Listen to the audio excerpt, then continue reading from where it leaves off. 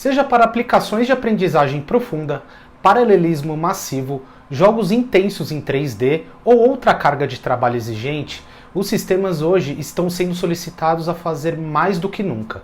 Uma unidade de processamento central, que é a CPU, e uma unidade de processamento gráfico, que é a GPU, têm funções muito diferentes.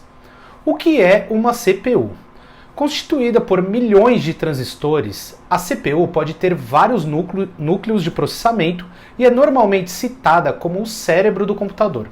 Ela é essencial para todos os sistemas modernos de computação, pois executa os comandos e os processos necessários para o seu computador e para o seu sistema operacional. A CPU também é importante para determinar a velocidade de execução dos programas, desde a navegação na web até a elaboração de planilhas muito complexas.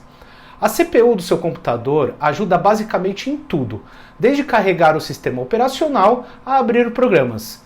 Esse componente pode ser encontrado em diversas variantes, como chip single core de baixo consumo de energia e até octa-core de alto desempenho. E assim como o nosso cérebro, o processador está sempre funcionando. Quando você abrir um navegador para acessar um site, ler uma notícia, abrir um sistema, tecnicamente, o que você fez foi enviar um comando para a CPU que realizou os cálculos necessários e efetivamente iniciou o aplicativo para você. Até mesmo o movimento do seu mouse e o clique necessário para isso passaram pelo processador. Tem um vídeo aqui no canal que eu explico exatamente e com detalhes o que é uma CPU. E o que é uma GPU?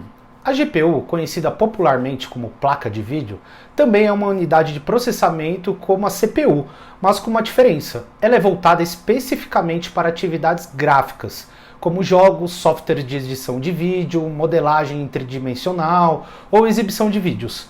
Tais aplicações exigem cálculos específicos e muito mais especializados que podem entrar no caminho do funcionamento geral de um processador. Você consegue rodar um jogo no seu computador sem uma GPU? Até consegue, mas com qualidade gráfica reduzida e provavelmente enfrentando uma grande lentidão. E é como chamar um especialista para realizar um trabalho ou então confiar em um faz-tudo para isso. O primeiro sempre entregará o melhor resultado. Mas qual a diferença entre uma CPU e uma GPU? As CPUs e as GPUs têm muito em comum. Ambas são mecanismos essenciais da computação. Ambas são microprocessadores baseados em silício e ambas lidam com dados. Porém, as CPUs e as GPUs possuem diferentes arquiteturas e são construídas para diferentes fins. A CPU ela é adequada para uma ampla variedade de cargas de trabalho, especialmente aquelas para as quais a latência ou o desempenho por núcleo são importantes. Sendo um poderoso mecanismo de execução, a CPU ela concentra seu menor número de núcleos em tarefas individuais e em fazê-las rapidamente. Isso a torna especialmente bem equipada para tarefas que variam desde computação serial à execução de base de dados. As GPUs elas começaram a serem desenvolvidas para acelerar tarefas específicas de renderização 3D. Ao longo do tempo, esses mecanismos de função fixa se tornaram mais programáveis e flexíveis. Apesar de os gráficos e as imagens cada vez mais realistas dos principais jogos atuais ainda serem sua principal função, as GPUs evoluíram para se tornarem também processadores paralelos de fins gerais, lidando com uma crescente variedade de aplicativos. O que são gráficos integrados? Os gráficos integrados ou compartilhados são construídos no mesmo chip que a CPU. Certas CPUs podem vir com uma GPU integrada, ao invés de depender de uma placa gráfica dedicada ou discreta, também chamados às vezes de IGPs, ou processadores gráficos integrados. Eles compartilham memória com a CPU. Os processadores gráficos integrados oferecem vários benefícios.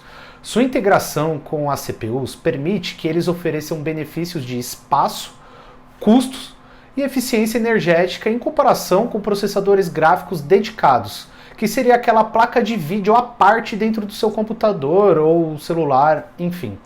Eles proporcionam a potência para lidar com o processamento de dados em instruções relacionados aos gráficos para as tarefas comuns, como explorar a web, transmitir filmes em 4K, jogos casuais, aquela visita no Google Maps com a opção 3D, o AutoCAD e por aí vai. Esse sistema é mais frequentemente empregado com dispositivos para os quais um tamanho compacto e eficiência energéticas são importantes, como notebooks, tablets, smartphones e alguns desktops. E aí, pessoal, gostaram do vídeo? Se gostaram, pode deixar aí um like, coloquem nos comentários se tiverem dúvidas e qualquer coisa, estamos aí até o próximo vídeo, hein? Valeu!